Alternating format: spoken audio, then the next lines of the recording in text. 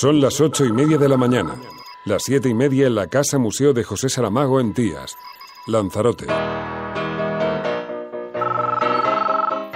Buenos días, mundo. ¿Quieres un café?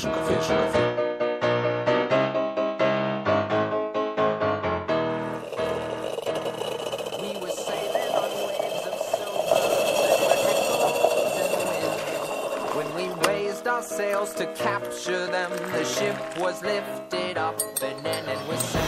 Oh, oh,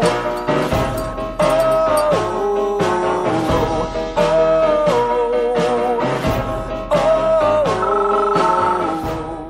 oh. La Cafetera. Dirige Fernando Berlín. El objetivo de esta reunión era el de poder intercambiar opiniones sobre la negativa formalizada por parte del Gobierno del Estado con toda contundencia en los últimos momentos y formatos. Es voluntad del Gobierno, antes de adoptar la decisión tal y como hemos anunciado, que es nuestro compromiso de escuchar a los ciudadanos mediante la convocatoria de un referéndum. Era nuestra intención mantener un encuentro de estas características con, en este caso, las formaciones políticas con representación parlamentaria que defienden el referéndum en cualquiera de sus vías. Y yo creo que Podemos ya nos tiene acostumbrados a que cada semana, más o menos, hace una performance, hace un numerito. Pues oye, esta semana pues toca la moción de censura, o estas 2 últimas semanas. A mí me parece que la estabilidad de este país es algo muy serio. Nosotros somos muy críticos con muchas cosas, hay que cambiar muchas cosas, pero primero de todo somos sensatos y creemos que es bueno que haya estabilidad y que es bueno sobre todo que haya cambios, y con mociones de censura y con autobuses y con pancartas no se cambian las leyes. Teníamos un acuerdo, digamos, entre caballeros, o así lo creía yo, y hay 2 grupos pues que se han descolgado.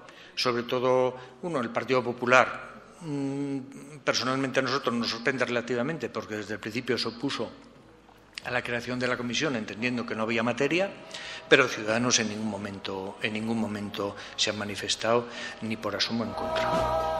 Hacemos todo lo posible para ponernos las cosas fáciles, y si el Partido Socialista presenta una moción de censura, nosotros retiraremos la nuestra, y a partir de ahí, pues también lo saben, queremos hechos, no palabras, y por eso le pedimos hoy a Pedro Sánchez que no permita que el Partido Socialista entregue al Partido Popular un diputado para aprobar los presupuestos generales del Estado. Todo hace predecir que cuando tengamos la ocasión de votar el dictamen de este proyecto de ley, vamos a poder hacerlo con 176 diputados. 176 diputados que representan a toda España, que representan a todas las comunidades autónomas de España y que representan a 7 partidos diferentes. Hemos conversado, hemos negociado, nos han convencido y hemos convencido.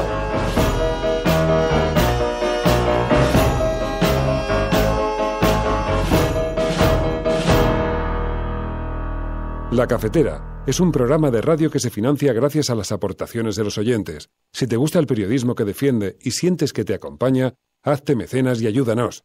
Infórmate en radiocable.com/mecenas. Hola, soy Carlos Mañas y para mí la cafetera representa ese pequeño reducto de resistencia a un mundo en el que cada vez es más difícil diferenciar información y publicidad. Y por eso me he hecho mecenas.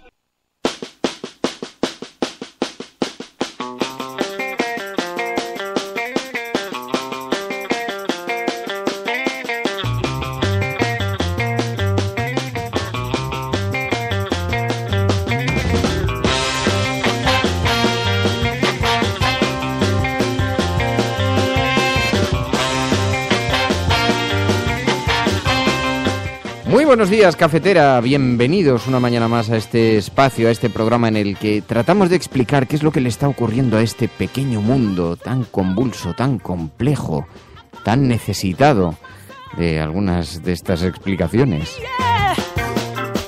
Salgan desde las profundidades del bosque de Sherwood, concéntrese aquí en los límites donde llegan los proscritos de todas partes del planeta y se juntan en una suerte de gran asamblea, la que se genera aquí todas las mañanas alrededor del programa, tanto en Twitter como en el chat del mismo programa, donde ya se incorporan Su Perfume, Paco Garrido, Ismael Lopillo, Carlos Siguay, Suso de Toro, tantas y tan, Juan Muñoz, Santiayú, Juan Andrés Carmelo, Sergio, Ángel Trianero, Carmen Quintana, Alicia, Maite, tantas y Hardy Useful, que se encuentra...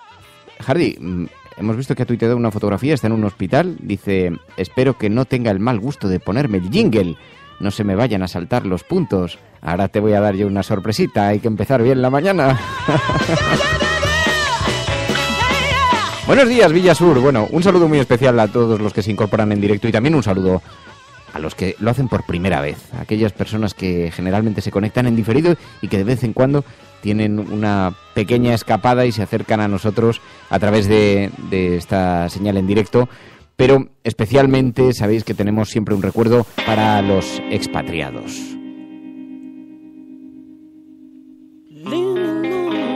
Hay expatriados que no van a poder acudir al concierto del viernes. María.es, Emilio Silva, muy buenos días. Muy buenos días. Buenos días. ¿Qué pasa, Emilio? ¿No vas a ir? ¿Te vas de viaje? Pues estoy ahí entre Pinto y Valdemoro. Sí, bueno, no ¿vas a ir o no vas a ir? Déjate de... Están tirando de un brazo para que vaya el Bierzo. Bueno, Mary, tú sí. Yo sí. Ah, bueno. Yo ya estoy más que confirmada. Bueno, el viernes, gran concierto de Fridonia, van a ir un montón de amigos, un montón de oyentes de este programa y tenemos muchas ganas.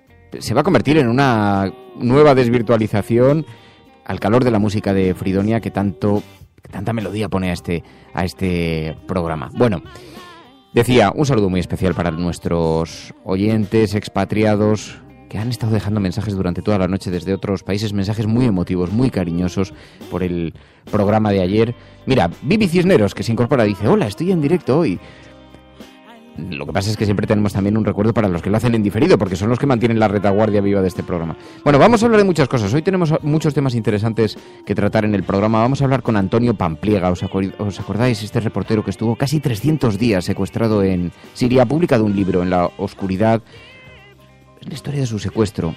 Y Antonio Pampliega es alguien a quien admiramos mucho, a quien respetamos mucho, alguien con mucho coraje, que ha estado recorriendo los lugares más espantosos del planeta para contarle al mundo lo que estaba ocurriendo, y en muchas ocasiones lo ha estado haciendo por su cuenta y riesgo, y le tenemos una gran admiración profesional y un gran cariño. Está en un tren de camino a Barcelona. Espero que la conexión no sea mala, hablaremos dentro de un rato con él, porque primero tenemos que dar cuenta de lo que está ocurriendo en este país y de la forma en la que lo están recogiendo los periódicos. Y si os parece, nos vais a permitir que empecemos con una noticia que ilustra muy bien el pequeño teatro en el que nos encontramos, el pequeño teatro de la política, el pequeño teatro de la vida. Ayer diversos medios de comunicación, entre ellos la cadena SER, el Periódico de Cataluña, diversos medios de comunicación en este país, publicaron una información sobre un acercamiento que estaría planteando el gobierno del Partido Popular de presos de ETA. El titular de la cadena SER decía: Partido Popular y PNV aproximan posiciones para acercar a los presos de ETA a 250 kilómetros de Euskadi. El diseño de las propuestas, que se están tratando al más alto nivel de los ejecutivos español y vasco por trasladar prácticamente de forma automática a los internos de ETA a 10 cárceles cercanas a Euskadi, lo publicaba Ana Terradillos ayer en la cadena SER. Y venía a hablar de esto, de la forma en la que el gobierno estaría buscando una suerte de acomodo para los presos de ETA, después de haberse pasado años diciendo que ellos no estaban en la negociación, que ellos no estaban en esto. Bueno, pues al hilo de esa información, que ha tenido una notable repercusión, ha tenido algunas críticas muy airadas de ciudadanos, y el gobierno lo está tratando de llevar con una cierta discreción, sin mucho ruido, porque sabe que golpea en toda la línea de flotación de la oposición política que ha estado marcando durante años. Pero todos sabíamos que iba a pasar. Todos sabíamos que una vez que gobernase el Partido Popular tendría que afrontar el dilema de resolución del fin de la banda terrorista, y que tendría que afrontar en algún momento el dilema de los presos. Bueno, el gobierno lo ha estado negando, lo sigue negando incluso en este momento. Pero, ¿os acordáis? Es que se sabía. Es que aquí, en este programa, Gorka Landaburu, el 10 de abril, ya dijo que eso se estaba conversando. ¿Crees que pasará entonces? ¿Que el gobierno terminará acercando presos y dando algún paso? Bueno, yo creo que sí, yo creo que lo vamos a ver más pronto que tarde y quizás este mismo verano, porque ya lo han hablado más o menos entre el Endacari y el presidente del gobierno, Mariano Rajoy. Se hará, hay 300 y pico presos de la organización terrorista que no es que ya vayan a salir a la calle, van a cumplir su pena. Pero yo creo que lo tienen que cumplir cerca de su domicilio. No es pedir mucho, es simplemente los que me atentaron contra mí están en la cárcel. Bueno, porque merecen estar en la cárcel porque la justicia se ha pronunciado y han cometido delitos terribles. No los que intentaron atentar conmigo, sino con todos los demás. Pero sí hay posibilidad de intentar ver con visión de futuro qué es lo que se puede hacer para afianzar la paz. Así que Gorka Landaburu decía aquí en este programa, lo veremos cerca del verano. Bueno, pues ya estamos cerca del verano. Se empiezan a escuchar ya estas informaciones. Presos de ETA. El PP y el PNV están negociando el acercamiento de presos. Y hay muchos momentos que ha reunido el plural sobre cuando el Partido Popular consideraba deplorable el acercamiento de presos, cuando no tenía que asumirlo. Mayor Oreja, Aznar, Rafael Hernando, criticando el acercamiento de reclusos con mucha dureza. Y decía, siempre a favor de los asesinos, decían a quien lo proponía, a quien lo colocaba sobre la mesa.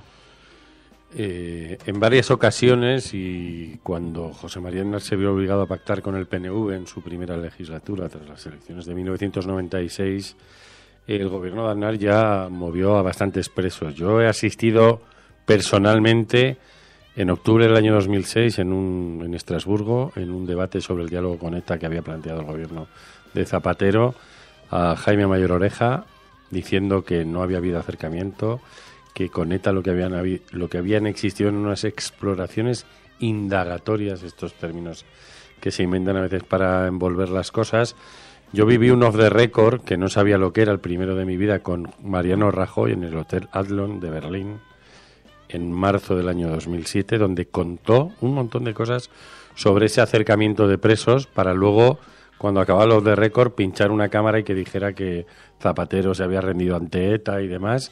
Entonces, esto es parte de la realpolitik, quiero decir, hay un problema que se ha generado con ese alejamiento de presos que es bastante cuestionable en cuestión de derechos y sobre todo que ha generado un conflicto permanente en las familias de los presos de ETA, ¿no? Porque bueno, incluso algunos familiares han sido luego considerados mártires, entre comillas, que han muerto, por ejemplo, en accidentes de tráfico, desplazándose a cárceles muy lejanas. Es algo, bueno, pues aquí se han aplicado muchas técnicas que se aplicaron en Irlanda, quiero decir, cómo poder de alguna manera tensar eso totalmente, pero cuando el Partido Popular, y eso es parte de su falta de moral o de su doble moral, pues cuando le hace falta saltarse todos esos supuestos principios intocables que tiene, pues por pactar unos presupuestos o por llegar a la Moncloa, pues si hace falta que José María Aznar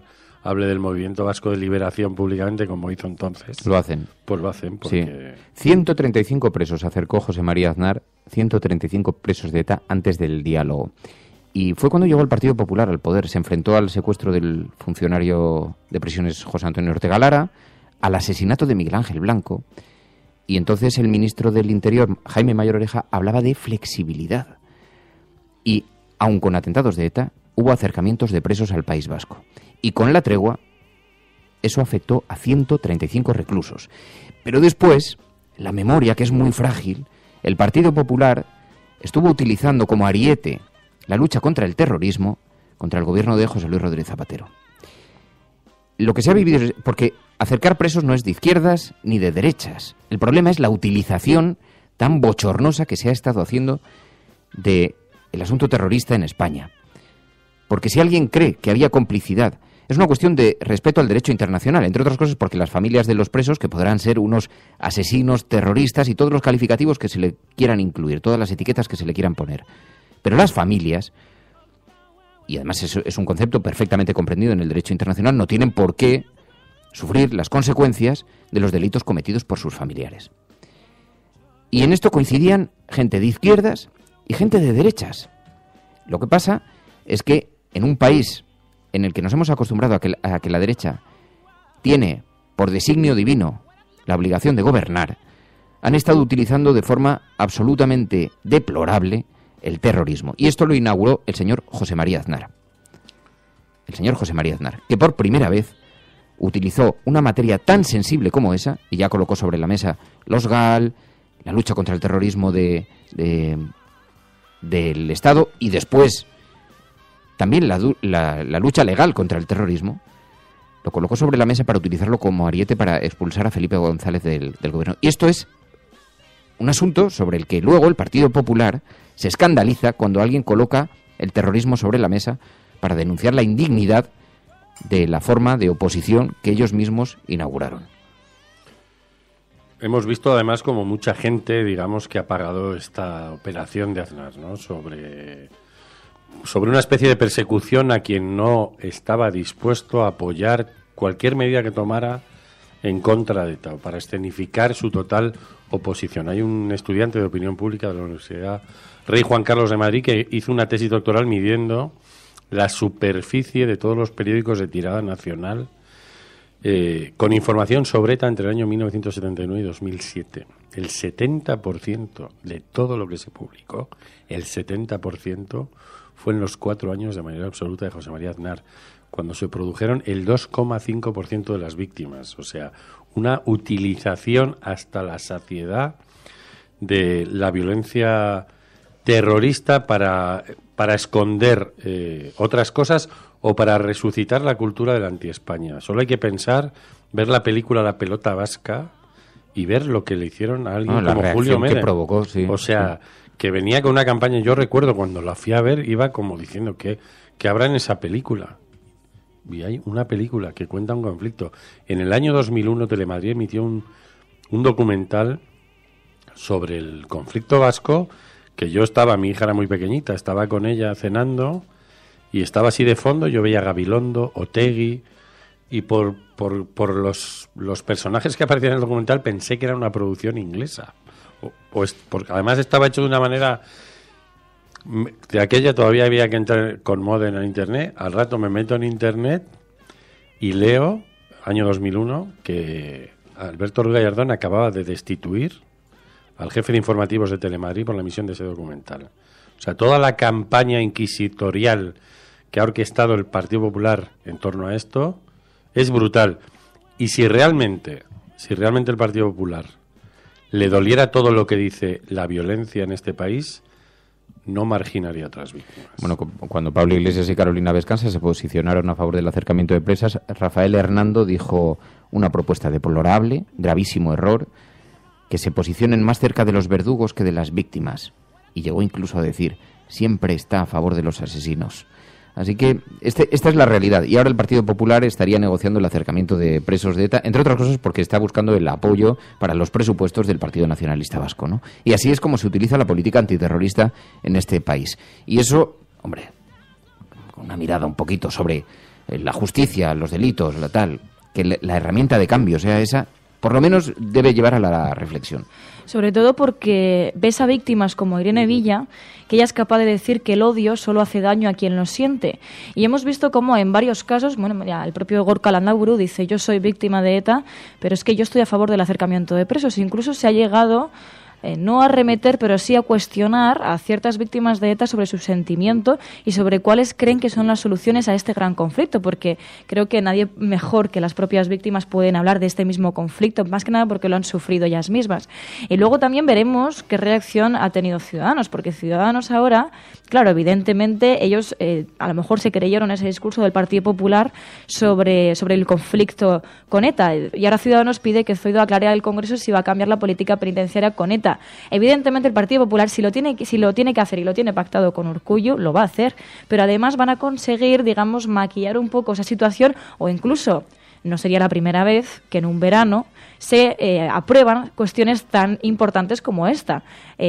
Recordemos también con las políticas que defendía el señor Gallardón, también se intentaron aprobar ciertas cuestiones en verano que eran muy importantes. Así que veremos qué ocurre. Gorka Landaburu ya lo dijo en abril de 2017, veremos qué respuesta tiene Ciudadanos y veremos si esto no se queda en agua de borrajas. Las víctimas a lo que tienen derecho es a la justicia, a la verdad y a la reparación. Pero todo lo que pase más allá de ahí y que haga la política, como es este extrañamiento, ¿no?, para generar presión social, pues de alguna manera está invadiendo la gestión que hace la justicia, ¿no?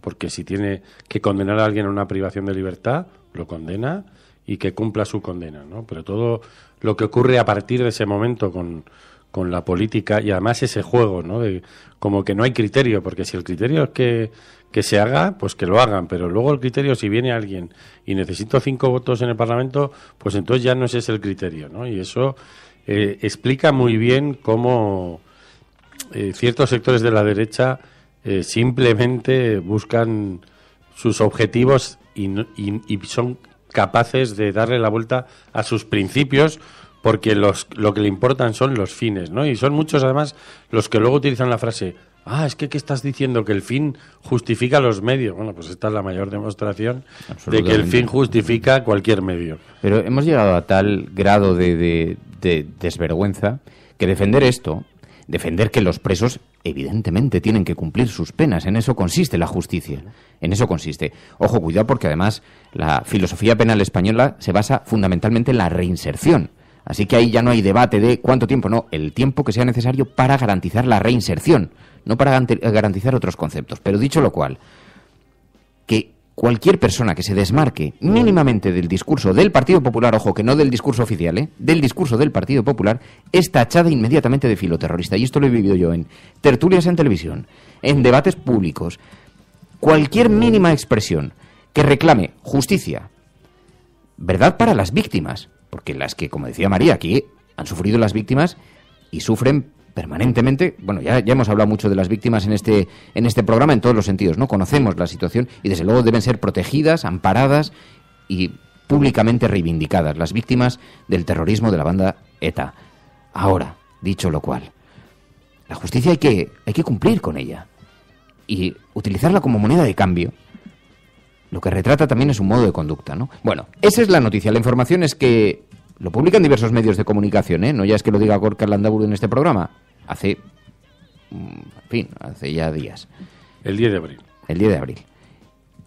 La noticia la publican ahora los medios de comunicación. El gobierno estaría negociando ya la aproximación de presos a cárceles cercanas a Euskadi. Estás escuchando La Cafetera. Y si lo estás haciendo, no estás sola.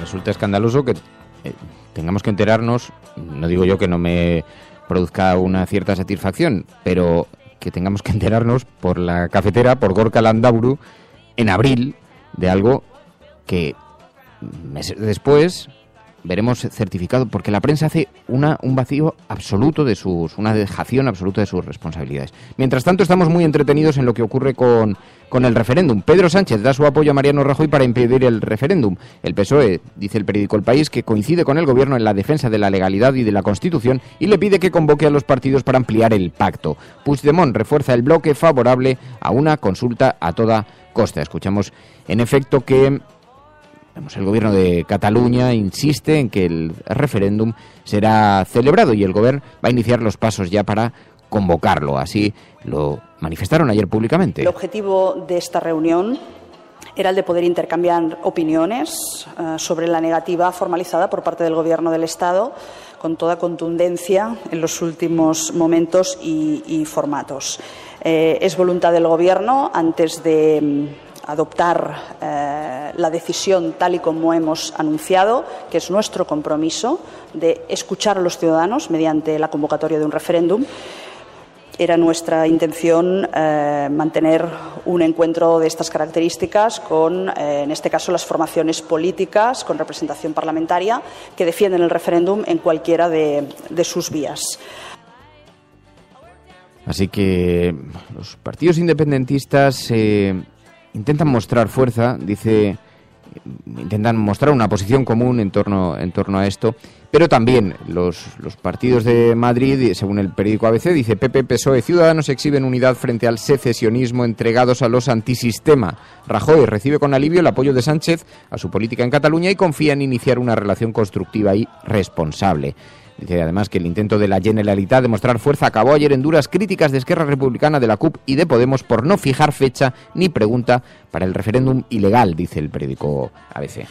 Vimos con el inicio de la nueva legislatura cómo parecía que Soraya Sáenz de Santamaría, la vicepresidenta del Gobierno, iba a abrir una oficina en Barcelona, ¿no?, para empezar a pilotar este proceso y llegar a acuerdos políticos o tratar de hacer algún tipo de negociación, pero yo creo que es bastante, casi diría ridículo, ¿no?, la invitación que ha hecho insistentemente a Puigdemont a venir al Parlamento, al Congreso de los Diputados, ¿no?, porque hacer una comparecencia explicando su proyecto de referéndum, porque es como una especie de trampa en la que si luego hay algún tipo de resolución, pues digamos que por goleada la mayoría del Parlamento va a rechazar ese referéndum, ¿no? Igual está bien que Mariano Rajoy fuera al Parlamento catalán, que podría hacerlo, a escuchar la propuesta, ¿no?, por descentralizar un poco esto y buscar puntos realmente para negociar algo, porque bueno, esto va a ser un callejón sin salida donde vemos cómo uno va a llamar a los Mossos de Escuadra, los otros van a defenderse apalancando los colegios para que sigan abiertas las trincheras, y estamos pues en este tira y afloja, pero no vemos nada donde políticamente se estén sentando las partes que tienen que acordar esto. Se está jugando al desgaste, y el Gobierno está jugando al desgaste de los partidos independentistas, del discurso independentista, y que es verdad que está produciendo un cierto desgaste porque, entre otras cosas, hay un agotamiento ciudadano que se percibe ya. Es verdad que no con la intensidad con la que cree el Gobierno, pero es verdad que la gente está cansada porque hay una promesa permanente de en el siguiente referéndum, en la siguiente convocatoria electoral, ya esa será la desconexión que se producirá en estos términos. Pero lo cierto es que eso no termina de llegar, porque además legalmente es muy difícil que eso se produzca, no es un paso en absoluto sencillo, no existen precedentes y por lo tanto, bueno, hay una cierta ficción en la forma en la que todo esto se produciría. Dicho lo cual, el que piense que esto no se puede producir también vive enajenado, porque la naturaleza humana es absolutamente incontrolable. A partir de ahí, el Gobierno confía en el desgaste, pero es que también está confiando en el desgaste esta suerte de grupos independentistas que esperan que el propio Gobierno, por temor, inquietud, por tal, bueno, pues terminen finalmente cediendo algunas de las... Pero, claro, no hay punto de encuentro posible. El punto de encuentro es muy difícil. Y lo más probable es que veamos una nueva convocatoria electoral, veremos una suerte de convocatoria de referéndum que será bloqueada bien por el Constitucional, bien por la fórmula inmediata, rápida, urgente y la inhabilitación de algunos de los protagonistas. Veremos una convocatoria electoral que será planteada públicamente de nuevo como un referéndum, como una cierta consulta. Y bueno, pues sigue en marcha la bola, pero que sigue creciendo también, porque esto provoca muchos desencuentros y, en fin. Sí, porque Pedro Sánchez quizá tenía en la mano la posibilidad de haber abierto, digamos, un escenario diferente, ¿no? Antes que unos días después de ser reelegido secretario general del Partido Socialista, plantarse apoyando directamente el no del Partido Popular, ¿no? Como una especie de simplificación de lo que está ocurriendo en Cataluña y en la relación entre el Estado central y el gobierno de la Generalitat catalana. Y quizá él podía haber abierto, digamos, algo de espacio, ¿no? Para bueno, pues de hecho la raíz de esto está en la gestión del estatut, pues quizá para buscar otro tipo de espacio político en el que negociar, que al fin es lo que va a tener que hacer la gente, es negociar. O vamos a ver un ejército de policías rodeando un almacén, una nave industrial donde hay 20.000 urnas para impedir que nadie entre ahí a sacarlas. Quiero decir, si eso es a lo que nos están abocando... Si esa es la negociación a la que estamos asistiendo, esto roza el absurdo, porque la imagen internacional, que la consecuencia de eso sería absolutamente nefasta. Estás escuchando La Cafetera. Si lo estás haciendo, no estás sola.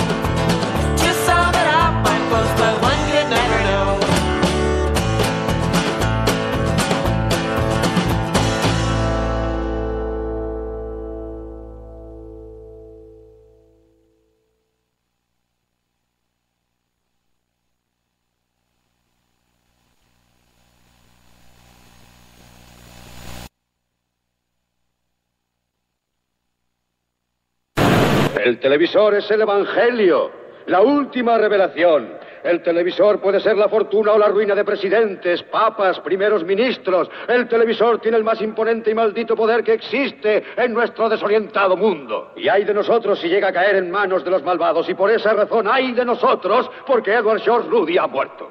Porque ahora esta compañía está en manos de la CCA, la Corporación de Comunicaciones de América. Hay un nuevo presidente en la Junta, el señor Frank Hackett, que ocupa el despacho que fue del señor Ruddy. Y cuando esta emisora, que es una de las más importantes del país, controla uno de los más imponentes y malditos sistemas de propaganda de este desalmado y sucio mundo, ¿quién sabe qué mierda será canjeada por la verdad en esta cadena? Bueno, os lo anunciábamos cuando comenzaba el programa. Si alguien conoce bien cuáles son los entresijos del periodismo de verdad, y lo ha sufrido en su propia vida, es Antonio Pampliega. Sabéis que fue secuestrado por Al-Qaeda en Siria, permaneció en cautiverio casi 300 días. Y cada uno de ellos supuso un enorme sufrimiento entre la desesperación, la esperanza y todo ese relato de esa experiencia ha quedado plasmado en el libro En la oscuridad, de Ediciones Península. Antonio Pampliega, muy buenos días. Hola, muy buenos días, Fernando. Bueno, en primer lugar, muchísimas gracias, Antonio, por atendernos. Sabes que era una demanda, además, de una buena parte de los oyentes que estaban escribiendo y le decían que tiene que estar Antonio Pampliega, y me daba tanto pudor llamarte porque decía, te tenemos de verdad en una posición, el trabajo que haces lo admiramos muchísimo, muchísimo, y ahora que publicas este libro es una excelente oportunidad para hablar contigo, porque aquí, claro, recuerdas un poco cómo ha sido toda esta durísima experiencia. ¿Cómo se produjo exactamente el secuestro? ¿Cómo fue aquel momento? Bueno, estábamos trabajando en la ciudad vieja de Alepo en un reportaje que queríamos, pues ver cómo estaban los lugares históricos de una ciudad que es patrimonio o era patrimonio de la humanidad. Y bueno, pues íbamos los tres periodistas, mis dos compañeros y yo, con el fixer y el traductor. Y bueno, en un momento dado, el conductor saca la cabeza en un punto, no, en una calle, y de la nada aparece una furgoneta, se bajan 6 hombres armados, nos encañonan, nos empiezan a gritar y van vestidos con los ropajes del Estado Islámico, de la manera yihadista, y bueno, pues ahí en ese momento te das cuenta de lo que está ocurriendo, ¿no? Que te acaban de secuestrar. No sabes quién es, si es Al-Qaeda, si es algún grupo yihadista o si es Estado Islámico, pero sí que sabes que la has cagado. Joder, fueron 300 días, es muchísimo tiempo, y ¿qué utilizabas? ¿Qué estrategia mental para organizarte, para sobrevivir al estrés emocional? Porque siempre los psiquiatras dicen, después de un suceso de esta naturaleza, algo tienes que utilizar, algún recurso, ¿no? Sí, bueno, en mi caso hubo dos partes de secuestro. Los primeros 95 días, donde estuve con mis otros dos compañeros, nos movieron hasta en 3 ocasiones de diferentes casos, y bueno, el trato fue, vamos a decir, más o menos decente. Y esto cambia el 15 de octubre, donde, bueno, pues empieza un calvario para mí. Ellos, los secuestradores, piensan que trabajo para el gobierno de España, que soy espía, traficante de armas, no lo tengo muy, muy claro. Y bueno, pues a partir de ese momento son 205 días yo solo en una habitación, pues siendo torturado, vejado y infinidad de cosas más. Entonces fueron días muy, muy duros, sobre todo los 205 que yo pasé solo. Y bueno, pues al final el estrés es tan alto, la desesperación, el sentimiento de culpa, que llega un momento que tocas fondo, Fernando. Pero fondo, o sea, acaricias el final del túnel, ¿no? Con los dedos y mueres en vida, pero mueres en vida para volver a nacer, ¿no? En ese momento yo vuelvo a levantar cabeza, a pesar de lo que me seguían haciendo, y llega un momento, el 11 de abril, que yo les toco a la puerta y les digo, mírame a los ojos, oye, mira, ya no os aguanto más, o sea, me podéis seguir haciendo de todo, puedo estar aquí encerrado, pero no os aguanto más, quiero que me matéis, o sea, ya no os aguanto más. Y se quedaron flasheados, ¿no? De qué nos está contando este tipo, o sea, se ha vuelto loco, Y claro, el impacto es tan brutal que supongo que las secuelas permanecen, ¿no? O sea, la experiencia desde luego no se olvida. No, o sea, es una lección que no quiero olvidar nunca porque me va a servir para mi día a día y me va a servir para mi vida, ¿no? Las secuelas fueron bastante duras. Yo los 3 primeros días que pasó en España, después del secuestro, los paso en el hospital de la Princesa, ingresado, debido a los golpes y al nivel de estrés al que estaba sometido. Al principio pues tenía que tomar medicación para dormir porque tenía pesadillas y bueno, pues todo esto poco a poco se va curando, ¿no? Entre comillas. También tengo la suerte de que mi familia me ha cuidado mucho, mi núcleo familiar no me ha dejado en ningún momento, ni siquiera me hace ningún reproche, Fernando, y eso que tendrían,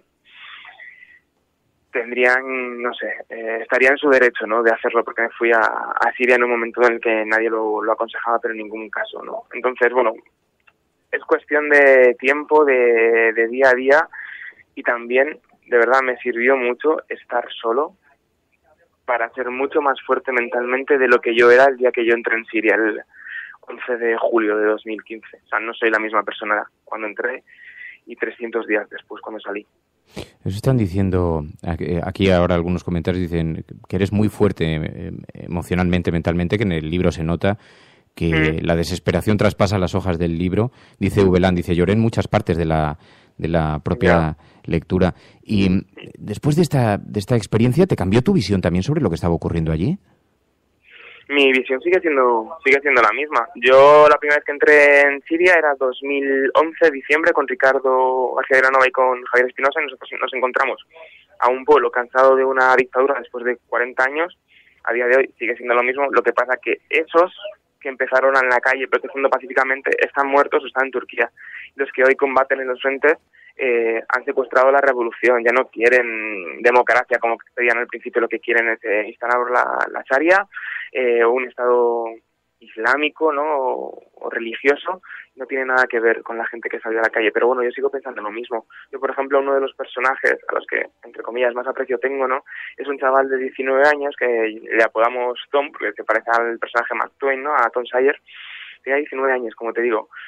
En un momento dado, yo dibujo un ajedrez y me pongo a jugar, ¿no?, con uno de mis compañeros. El chaval nos mira y le pregunta al jefe de la unidad militar si es haram, ¿no?, si es prohibido jugar al ajedrez, porque el Islam no permite los juegos de azar. Le explica que no, que al ser un juego que requiere la mentalidad, ¿no?, el intelecto para jugar, que sí que puede. Entonces el chaval me empieza a pedir que le enseñe. Y en ese momento, a través de un tablero de ajedrez, una persona que tiene secuestrada a otra, al final lo único que hacen es empatizar, y a través de ese tablero de ajedrez nos acabamos conociendo. El chaval tenía 19 años, como te digo, habían matado a sus 2 hermanos, vivía en la miseria más absoluta, la guerra había cercenado todas sus ilusiones, todos sus sueños. A pesar de todo, acaba de tener una niña de 3 meses, pero no dejaba de ser un chaval con 19 años.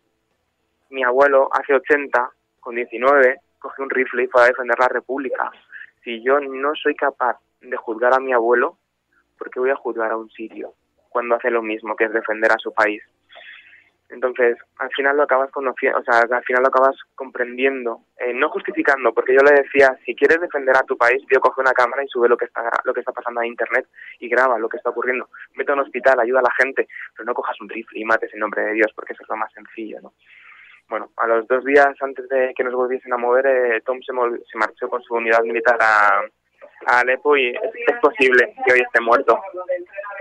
¿Con el resto de secuestradores tú tenías algún tipo de relación? ¿Mantenían un contacto más estrecho contigo? ¿Había oportunidad de intercambiar dialogar con ellos?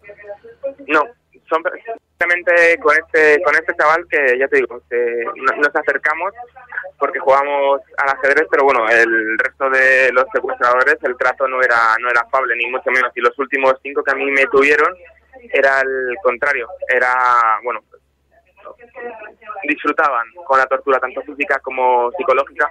Incluso uno de ellos, al final, cuando ya el 24 de febrero me dijeron que me iban a dejar de pegar, porque habían descubierto que realmente era periodista y no espía, pues ese tipo empezó a hablar del Islam conmigo, a intentar convertirme para acercarme, ¿no?, a su religión. Le dije al final que no, después de un par de semanas donde me dejó el Corán, entraba todos los días a hablar conmigo de religión. Le dije que no, y en ese momento su actitud hacia mí cambia. Me enseña vídeos de decapitaciones y de soldados norteamericanos abatidos por francotiradores de Al-Qaeda en Irak, y me dice que soy buena persona y que él lo que quiere es salvarme, porque si el día de mañana ellos me matan, voy a ir al infierno y allí me voy a quemar, porque soy infiel. Entonces mi respuesta fue: tío, si esto ya no es el infierno, mira alrededor donde estoy, que llevo aquí 200 y pico días, o sea, esto ya es el infierno. Y en ese momento, te digo, el 6 de marzo se va de mi habitación y paso 21 días, 3 semanas, sin hablar con un ser humano, con nadie. Fíjate que aquí, desde el otro lado, desde la otra perspectiva, había una enorme preocupación, pero muy discreta preocupación, porque nadie se atrevía a hablar públicamente, entre otras cosas porque podía poner en riesgo tu seguridad. Pero claro, tenías a tu familia, tus amigos, algunos de ellos incluso se movilizaban en las redes para pedir esa discreción. ¿Esto te ha cambiado también la visión sobre la profesión? Porque tú has asumido siempre muchísimos riesgos, Antonio. Siempre que te hemos seguido en las redes, en tu trabajo, por ahí, siempre has estado en los lugares más sensibles, más calientes, más peligrosos. Y además has sido muy contundente siempre contra los... algunos aspectos de esta profesión, la precariedad, ¿Ha cambiado tu visión esto en algo? Yo estoy muy, muy agradecido de todos los compañeros, del silencio que guardaron. Yo sé que muchos de ellos se mordían la lengua y se mordían las uñas para no escribir tweets de apoyo, algunos lo acababan haciendo, pero guardaron silencio durante, pues desde el 23 de julio que se sabe, porque el periódico ABC lo publica, hasta el 7 de mayo que nosotros nos libran. Los compañeros se portan genial. Hubo circulando vídeos a los que los secuestradores me hacen a mí y me obligan a leer ciertas cartas. Les llegaron a muchos compañeros y nunca salieron publicadas. O sea, estoy muy, muy agradecido. Y con respecto a los medios, como bien dices, yo siempre he sido muy crítico y lo voy a seguir siendo. Yo creo que hay que hacer autocrítica, tanto los periodistas, ya sean staff o freelance, como los medios de comunicación. Lo que quiero que la gente entienda es que si los medios con los que nosotros teníamos apalabradas informaciones o reportajes desde Alepo nos pagasen lo que realmente vale una cobertura, nosotros 3 podríamos haber pagado una escolta armada. Y con escolta armada es más que posible que no nos hubieran secuestrado. Pero claro, eso tampoco lo sabemos nunca. Pero desde luego, a 35 euros o 45 euros, que es lo que pagan grandes medios de comunicación de este país, no se puede pagar una escolta armada. Entonces, ¿a qué te tiras? Al fixer más barato. Porque al final le pagas lo justito para que te salga rentable el viaje. Y entonces, ¿qué pasa? Que hay gente que le paga más. En este caso, Al-Qaeda. Y ya estás vendido porque no puedes competir con ellos. Y ahora, porque has colocado toda esta experiencia en las páginas del libro, pero bueno, ya has entrado en una cierta dinámica, ya puedes trabajar de forma más o menos. ¿Qué pasa ahora con tu vida? Bueno, mi vida sigue siendo igual. Soy freelance, tengo ilusión por seguir continuando con mi trabajo. He estado trabajando en Irak, pasé las Navidades en Irak para la web Sin Filtros, que me compró muchísimo material y yo sigo con mi día a día. Hay clientes que ya no me compran, que sí que eran clientes antes, y me han surgido nuevos, pero yo voy a seguir haciendo lo que sí que hago. Lo que sí que me he dado cuenta, Fernando, es que ningún reportaje, ninguno, vale mi vida, ninguno. Y eso, después, te lo digo después de pasar un secuestro. Antes te hubiese dicho, no, primero es el trabajo, primero es dar voz a los que no tienen voz. No, primero es mi vida, y antes que mi vida está mi familia. Porque en el libro es lo que va a encontrar la gente, y si hay algún oyente de Radio Cable que lo haya leído, te lo dirá. Hay un sentimiento de culpa, sobre todo hacia mis padres y hacia mis hermanos. porque, no sé, yo pensaba mucho en ellos, pensaba que, que no me iba a poder despedir de ellos, ¿no? Que no les sabía, ¿cuándo era la última vez que les había dicho te quiero? ¿Cuándo era el último abrazo que había dado a mi padre? Por ejemplo, el 8 de julio de 2015, el día de su cumpleaños, cuando él me deja en Barajas, y yo hasta ese momento, hasta el momento que estás secuestrado y piensas en todas las cosas que te has perdido de tu familia, dices, bueno, pues voy a seguir haciendo lo que hago, pero vamos a cambiar, ¿no? Vamos a también dar prioridad a quien se lo merece, que es la familia. Mira, están diciéndolo precisamente en internet, están comentando que lo recoges muy bien, lo reflejas muy bien en el libro. Oye, ¿y recuerdas cómo fue la liberación, el día de la liberación?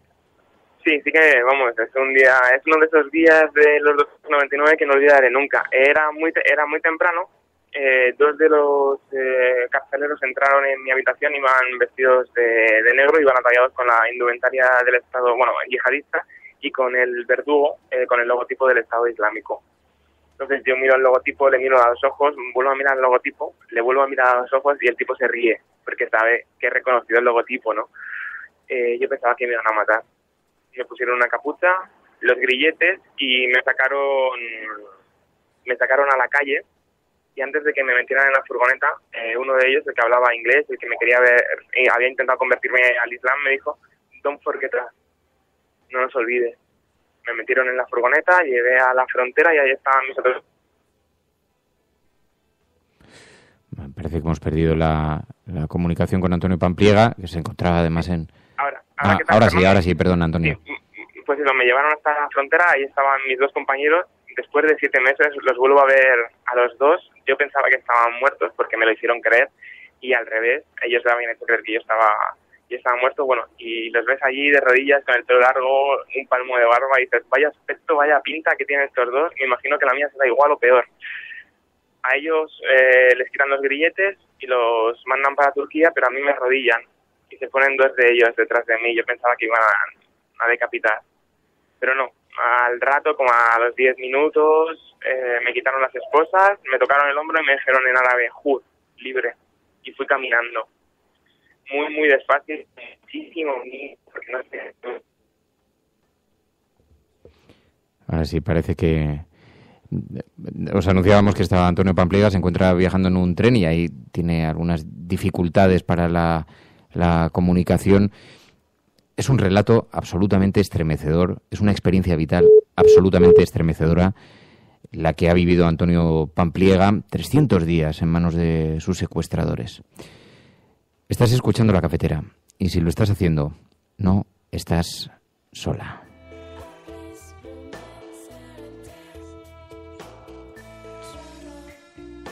I was an island before you came along. Put your boat in my sand, hand in my hand, your heart in my songs. I was a fighter, and I was so brave. But I lowered my sword when you held me and swore you'd stay, stay, stay. Oh, I can't do this alone anymore. 'Cause I'm no good on my own anymore. What did I do to deserve this? Bueno, no es una comunicación sencilla, pero en todo caso, Antonio Pampliega, muchas gracias de verdad, de corazón. Ahora sí te tenemos de nuevo aquí, pero te queríamos despedir en condiciones porque el relato es absolutamente de una intensidad brutal. Es un libro del que esperamos que tenga muchísimo éxito. Ya lo han leído algunos de los oyentes y está gustando muchísimo. En la oscuridad, de Ediciones Península. Antonio, gracias de verdad, de corazón. Estoy con vosotros en la cafetera y bueno, espero que a los oyentes les haya gustado el relato y intenten encontrarlo también, ¿no?, en ese libro que acabamos de publicar. Un abrazo muy fuerte, cuídate mucho, seguimos en contacto.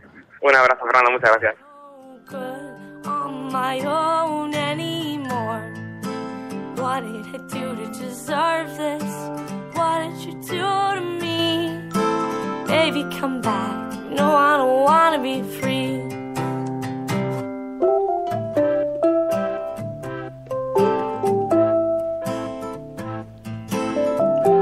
Pues es el retrato también de lo que está ocurriendo en Siria, un país que comenzó, como decía Antonio, bajo la ficción, bajo el espejismo de una cierta revolución de la ciudadanía que se fue reconvirtiendo y que ahora ha derivado en una batalla entre el Estado Islámico, entre el ISIS, la persecución del fundamentalismo, la imposición del fundamentalismo entre la ciudadanía y todos aquellos sueños de rebeldía, de lucha contra la dictadura, se fueron poco a poco trastocando y reconvirtiendo, ¿no? También nos debe enviar algún mensaje, quizá, o por lo menos se debería extraer alguna lección, ¿no?, para el futuro, para tratar de observarlo desde otra óptica.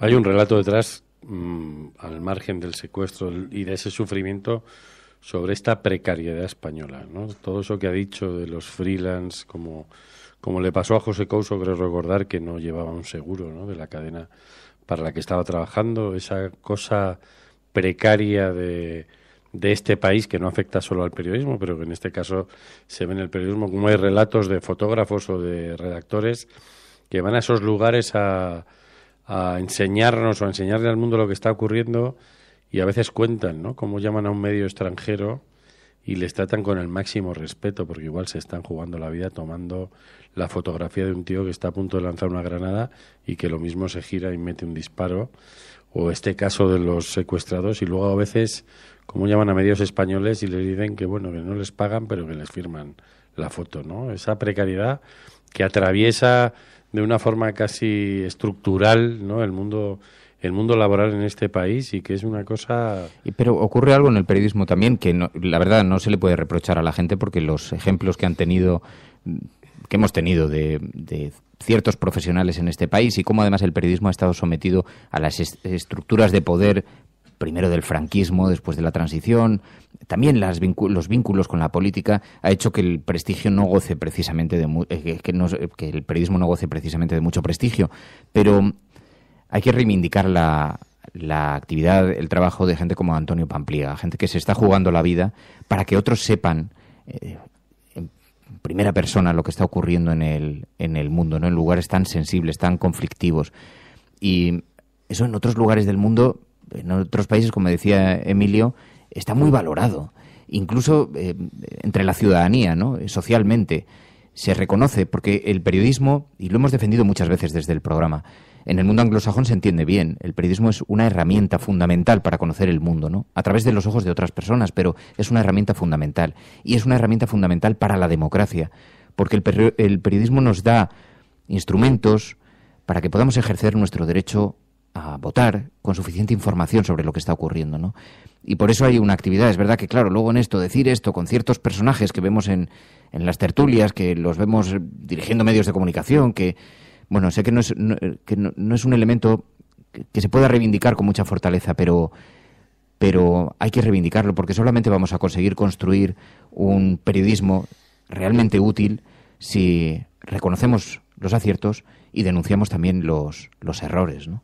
Bueno, porque siempre hablamos también de precariedad, pero esta yo creo que es la precariedad al máximo, ¿no? Carmen Quintana mencionaba las palabras de Antonio Pampliega, dice, con una escolta armada no habría ocurrido nada, pero con 50 euros por reportaje pues no lo puedes pagar. Yo creo que esa ha sido la frase más demoledora de toda la entrevista, y es que la precariedad, hombre, influye mucho también en la vida de las personas, pero es que además en este caso influye directamente. Yo creo que también el periodismo no solamente es la herramienta para que los ciudadanos conozcan en cierta manera el mundo, sino que también lo cambien si así lo consideran. Creo que es una herramienta muy importante y que cuando se precariza también se, carece de prestigio, pero también de calidad. Escuchas La Cafetera.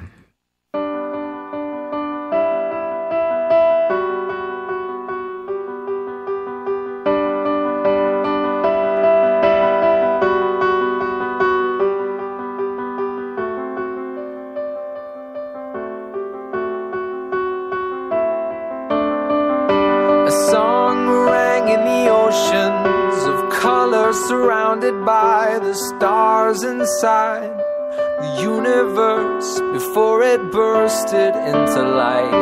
And after a long time, a world came alive and played that music I first. La Cafetera, es un programa de radio que se financia gracias a las aportaciones de los oyentes. Si te gusta el periodismo que defiende y sientes que te acompaña, hazte mecenas y ayúdanos. Infórmate en radiocable.com/mecenas.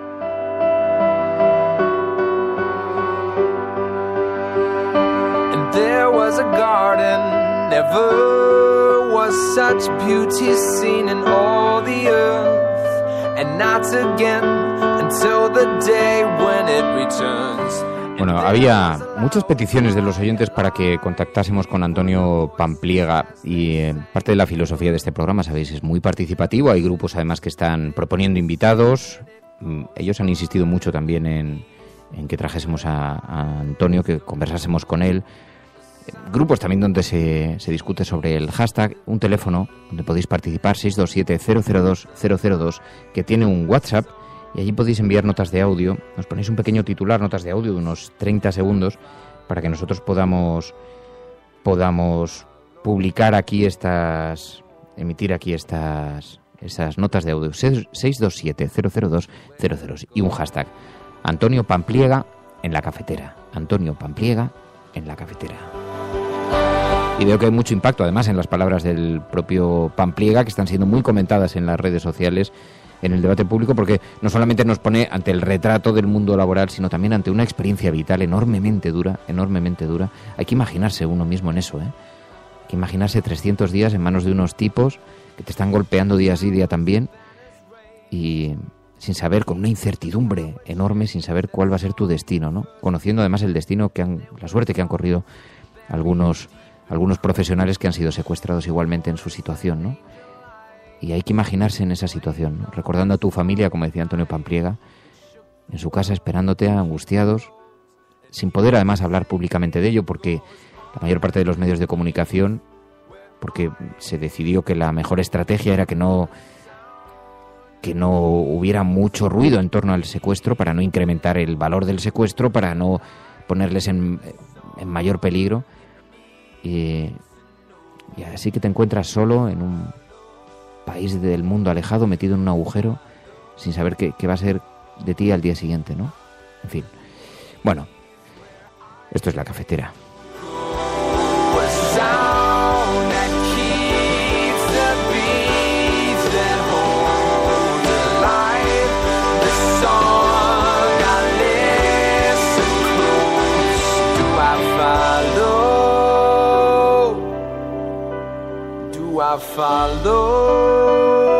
From this day forward, it's going to be only America first. America first. Hemos hecho historia. El cielo no se toma por consenso, el cielo se toma por asalto. En la confrontación electoral venezolana entre uno... Yes, we can. Yes, we did. Bueno, yo creo en la democracia y por tanto yo creo... No, hombre, no eres instructora, no, hombre, no, es que no tienes ni idea. El enemigo es Daesh, el terrorismo yihadista. Cuando nosotros decimos que vamos a bajar los impuestos todavía más que ahora, tenemos credibilidad.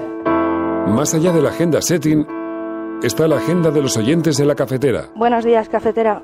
Parece lo que les pasa es que no sale el referéndum como ellos quieren. Entonces la lección sería: no hagas un referéndum si no lo vas a ganar. Que es la única salida al problema territorial. La verdad es que no creamos en la democracia. En lo que empezamos a no creer es en las encuestas. Que conozco votantes de Izquierda Unida que estarían dispuestos a votar. Tu colaboración es importante. Ayúdanos retuiteando la dirección de este programa. Hagamos que se nos oiga. Hagamos que se nos conozca. Radiocable.com. Me gusta. Luis Carlos dice Castellote first, Castellote first.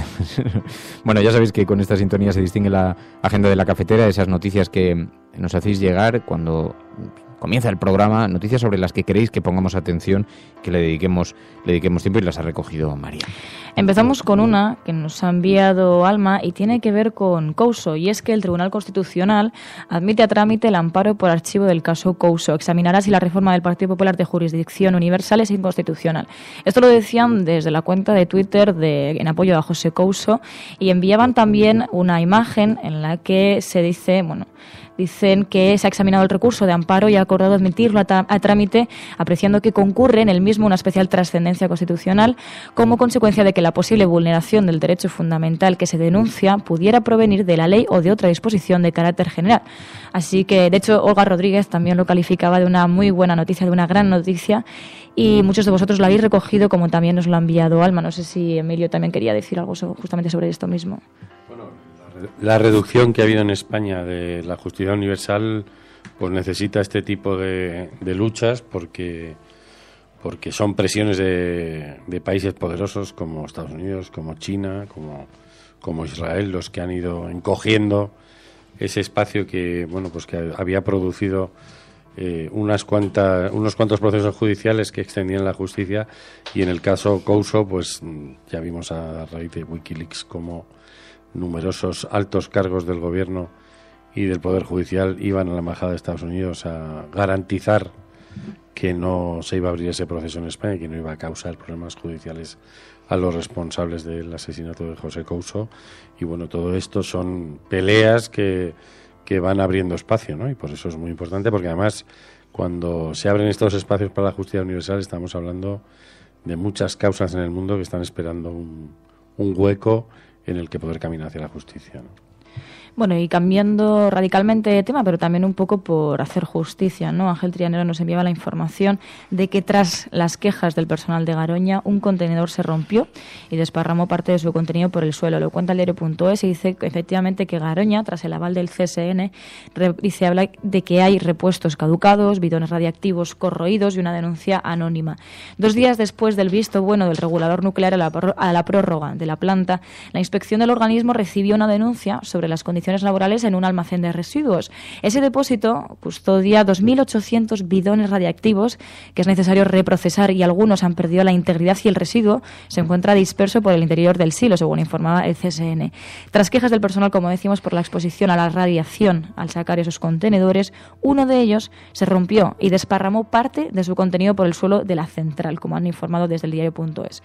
Y nos vamos a Yemen, hablando también de esos países que siguen sufriendo las consecuencias de una guerra. Galgo Callejero nos dice que más de 360 personas han muerto ya de cólera en Yemen, un país hundido por la guerra y el hambre. Lo cuenta la sección de Desalambre, y es que el mes de Ramadán comienza en el país árabe con la amenaza de contagio de la enfermedad, que se prorroga de manera acelerada, según denuncia Médicos Sin Fronteras. 2 años de guerra han dejado el sistema sanitario nacional muy debilitado, con hospitales bajo mínimos y profesionales de la salud que llevan meses sin cobrar su sueldo. Desde finales de marzo se han detectado ya más de 35.000 casos de cólera, 35.000 según datos oficiales de Naciones Unidas. Y terminamos con una información que ocurrió este fin de semana, pero no por ello es menos importante, sino que de hecho es muy importante tener en cuenta. 3 mujeres han sido asesinadas solo en este fin de semana pasado. Estos 3 nuevos casos elevan a 28 la cifra de mujeres asesinadas en lo que va de año, en lo que va de 2017, por violencia machista, frente a los 44 mujeres asesinadas a lo largo de todo el año de 2016.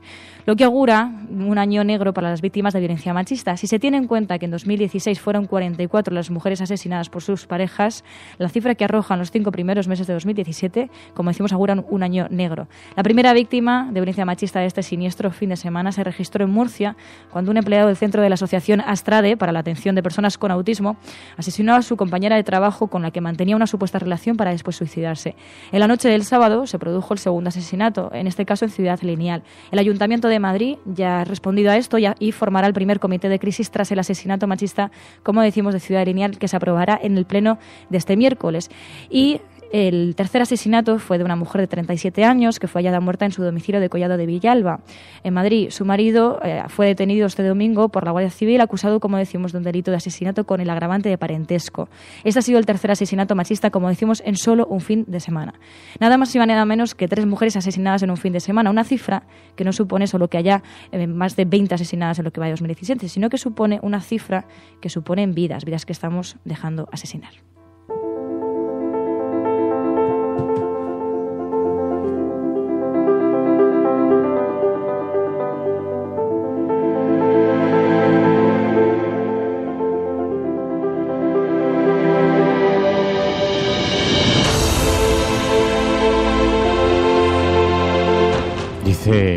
Iñaki Arredondo dice, el que estuviera sentado al lado de Antonio Pampliega en el tren, ahora cuando le entrevistábamos, debe estar alucinando, ¿no? Porque la historia que cuenta, cómo lo cuenta, es de una crudeza. Debía estar alucinando en colores el tipo que tuviera sentado junto a él en el tren. Bueno, nos vamos a marchar así. ¿Me hacéis señales con la mano por algo? No me hacen señales con la mano. Bueno, nos vamos a marchar dando las gracias a todos los que participáis, hacéis posible este programa cada día. Especialmente un abrazo muy fuerte para los mecenas. Además llevamos unos días sin agradecerles personalmente a los últimos que se han incorporado, y son varios días: Andrés, Beatriz, Iria, Marta, Jaime, Miguel Ángel, José. De corazón, muchísimas gracias por hacer posible este proyecto, esta aventura cafetera que permite que nos juntemos aquí toda la resistencia en los límites del bosque de Sherwood, saliendo de las profundidades, lugar al que tenemos que volver ya a continuación. Y os han acompañado Leire, José Espronceda, Xavi Gracia, Lanfi, Lubelan, Elirra, tantas y tantas personas, Antonio. Y luego es que, claro, nos pasa que cuando se producen entrevistas como la de hoy, se produce un silencio también en las redes sociales, y porque la gente se queda escuchando, y incluso en el teléfono móvil, y hay días que llegan un montón de notas de audio que es que no nos dan ni siquiera tiempo a verlas, las de días anteriores, y hay otros días como hoy que se queda silencioso, ¿no? Porque hay mucho impacto también entre los oyentes. Pero bueno, nos vamos a marchar. Emilio, María, despídanse adecuadamente. No es por nada, pero acabo de ver un mosquito muy grande por aquí. Bueno, es que pero no pasa nada. No, cuéntalo. Ayer resulta que Berlín... No, bueno, bien, pues no nos vamos. Resulta que estábamos aquí sentados tranquilamente en el estudio, y entra un mosquito asesino de una dimensión absolutamente descomunal. Que no era ese, que ese no hace descomunal, nada. Ya no era ese. Y entonces el pequeño Berlín cogió un bote de colonia, que era lo único que había a mano, intentó masacrar al mosquito, y Emilio Silva se enfadó muchísimo diciendo, pero ¿qué haces, loco? Es una vida, déjalo. Yo vamos. ¿Y al rato qué pasó? ¿Qué es lo que sucedió? Yo dije, a ver, si a mí no me gusta, lo que pasa es que no es una vida, es una vida que viene agresivamente contra nosotros, y entonces Emilio se resistió. Total, que le dejamos vivir. Yo digo que una picadura de un mosquito es una alegría de la naturaleza. Sí, que te lo digan cuando te pica en la frente de tu cara. Bueno, entre diferentes seres vivos, es un canto a la naturaleza. A los 2 minutos se oye un alarido, claro. Y entonces a María.es le había picado un mosquito en toda la frente, dejándole un abón que había que claro, porque Emilio, un ronchón rojo con un grano. Emilio lo dice todo porque, claro, a él no le ha picado en la frente, pero es que además no me ha picado en la frente, me ha picado en la pierna. Los de León sois picaduras. Los de León sois todos muy solidarios porque tenéis una piel que no atraviesan las lanzas. Podía haber cantado el unicornio azul cuando te picó, pero no hay que... No, pero es que encima se rieron, decir que se rieron. No me río, es que forma parte de la vida. No hay claro, que forma parte de la vida porque no te ha picado. Claro, porque interactuamos, del ciclo de la exactamente. Vida. Le pasamos nuestra sangre a su vez. Estás alimentando el ciclo vital, el ciclo sin fin. Me acuerdo del mosquito cada vez que me pican las 4 picaduras que tengo en el cuerpo, que yo creo que van a ser más, ya veremos cómo termina hoy. Salió María.es del estudio con un abón en la frente que parecía que... Todavía que la estoy viendo de perfil, todavía está por ahí. No, todavía está ahí. Sí, parece un chichón. Sí. Pero no ha sido... Os quedáis en el tamaño, no ha sido el mosquito grande. No ha sido el grande. Hombre, el tamaño de un grano en tu cara sí importa. Mira, para semejante huevazo que le han hecho en la frente, como dicen los gatos miran, ese mosquito no podía ser el de los pequeños, Emilio, olvídate, o sea. Que sí, tú no sabes que los mosquitos pican a mucha gente y hay gente que reacciona y gente que no, pero igual a mí me picaron.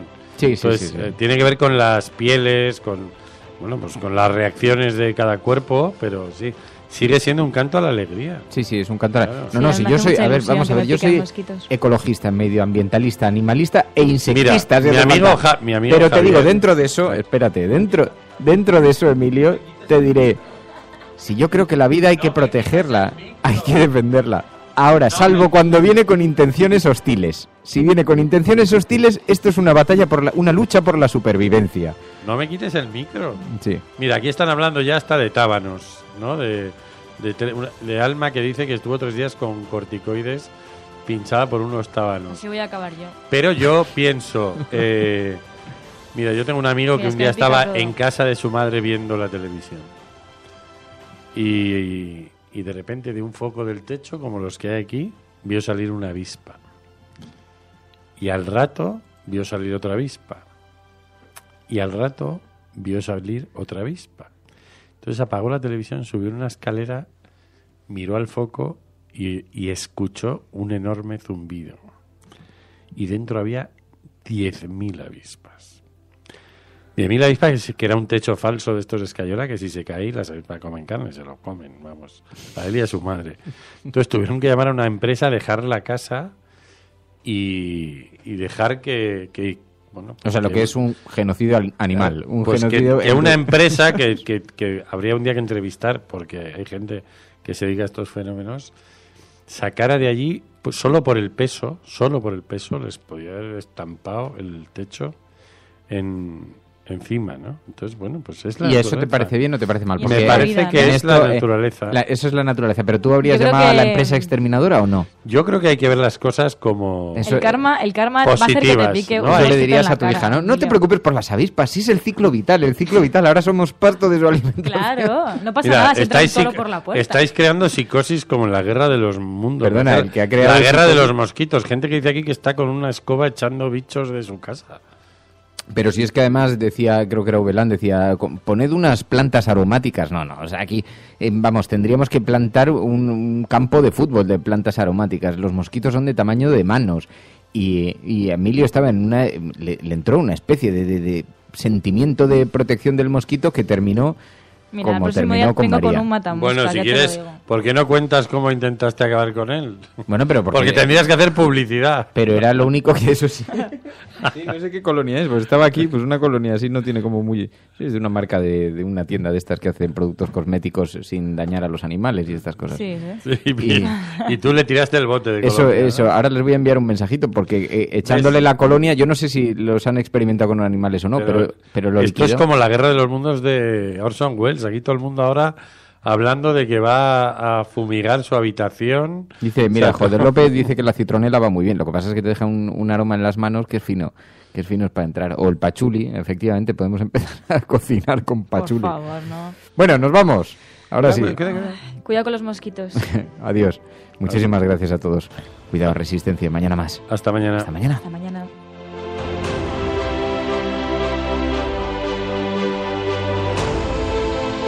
La Cafetera es un programa de radio que se financia gracias a las aportaciones de los oyentes. Si te gusta el periodismo que defiende y sientes que te acompaña, hazte mecenas y ayúdanos. Infórmate en radiocable.com/mecenas.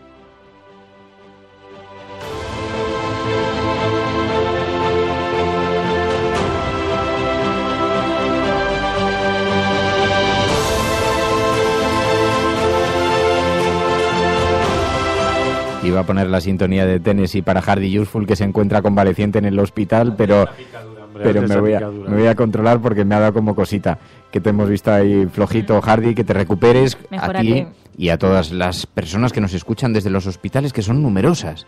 Así que un abrazo muy fuerte, muchos ánimos y siempre hacia adelante, siempre hacia adelante.